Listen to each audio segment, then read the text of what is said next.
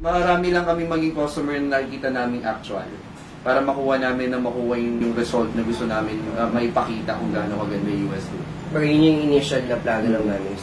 Parang lubers nga lang eh. Tapos nung time na magdi-deliver tayo nun sa kanya, bigla niya sinabi na, Oy, madam! Good evening! Good afternoon! Hi!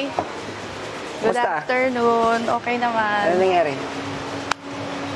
Nag-warning yung ano eh, Yung check engine. Check engine? Oo.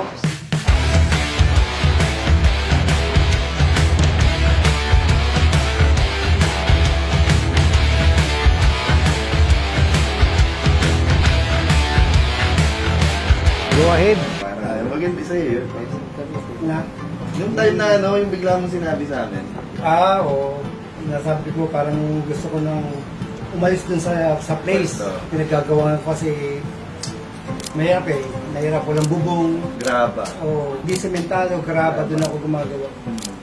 So sabi ko sa kanila parang gusto ko na yata magtayo ng sa iba na lang, sa ibang location. Hindi magtayo ng shop na what I am dreaming. Hindi naman kasi ganun. Lumipat lang ng place. Nung time na yun, sinabi namin, sige Pops, 1 week may shop ka na.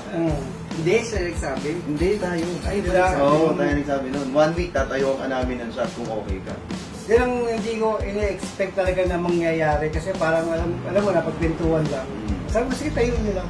Tayo nyo lang. Pag natayo na yan, sige, patatakboy natin yan. Walang problema. Ganun lang eh. Tapos gawa na naman ako. Hindi ko makakalimutan yung sabi mo noon. Huwag nyo ako binibiro ng ganyan. Sagot naman, hindi mo kami nagbibiro eh. Yun ang total story. Pero actually no, yung part ko nung gabi na yun, kunwari sobrang ikus na yung busy, parang professional ko. Pero deep inside, excited talaga kami dalawa. Hindi, madali lang yan. Kaya namin yun. Kasi ang hindi ko makakalimutan nun, ang tao dito, sige, pwede kwento na natin ito sa'yo. Pauwi. So, tatulala kami ni BJ kasi parang may moment tayo nun sa kotse. Surreal yung nangyari. May moment tayo sa kotse nun. So after natin kausapin si Master, sakay tayo sa kotse. May idle na mga seconds lang. Sabihin natin mga 30 seconds. After itong 30 seconds, bigla tayo sumigaw. Ito na, magkakaroon na tayo ng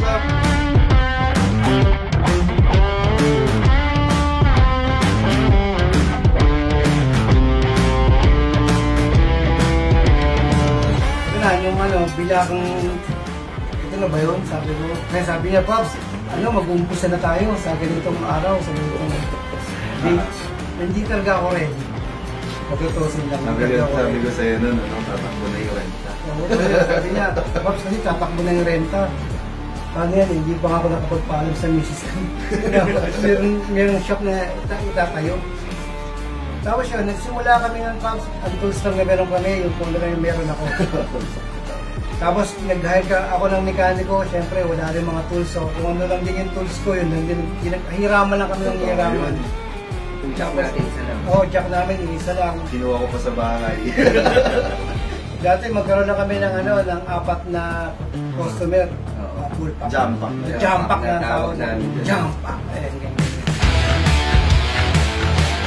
Go ahead. Usually talaga pagka car owner, tapos hindi mo alam yung mga maintenance. Yeah, talaga. normal.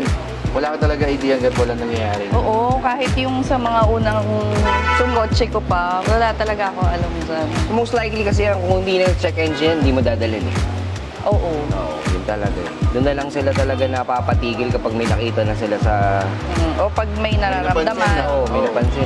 Pero you have to be thankful kasi kung di nag-appear yun, yung ganyang oil mo, possible talaga masira yung engine.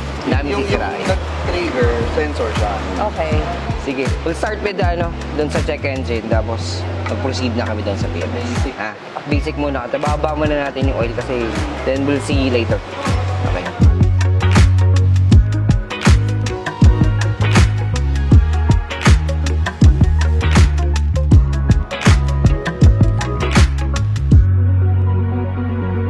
Go ahead. Luglot mo yun siya. Parehas na. Nagkusugan na. Kusog ng luglot. Super believe talaga ako. Performance-wise, tahimik. Go ahead.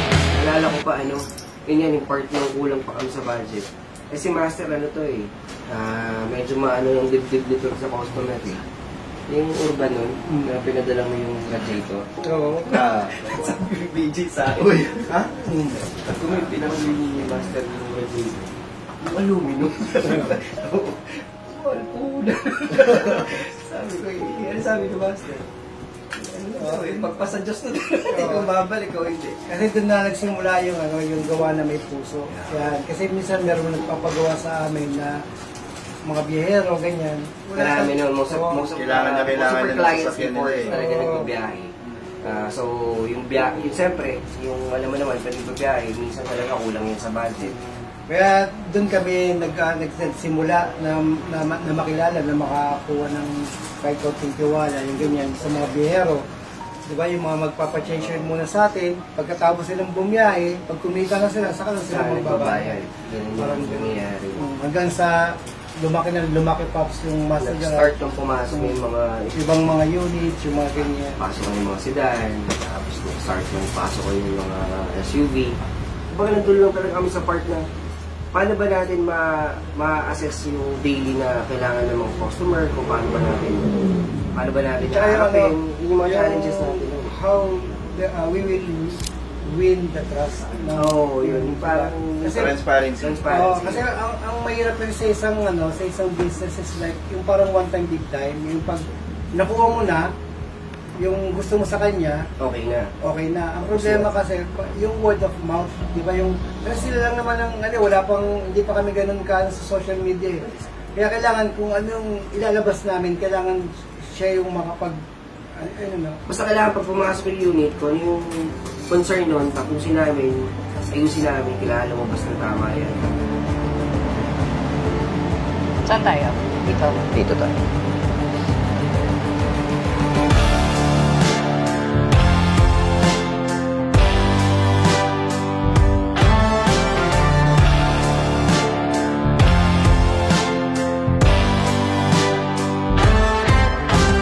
Siya po yung nanahimik ng 15 years. Finally, nagsasalita na siya. Finally, nagpa-change oil na rin siya. Nagpa-BMS na rin siya. Dating katagal. After 15 years din. Ito yung fast forward tayo ko. ngayon may fast forward. Hindi, ito yung magandang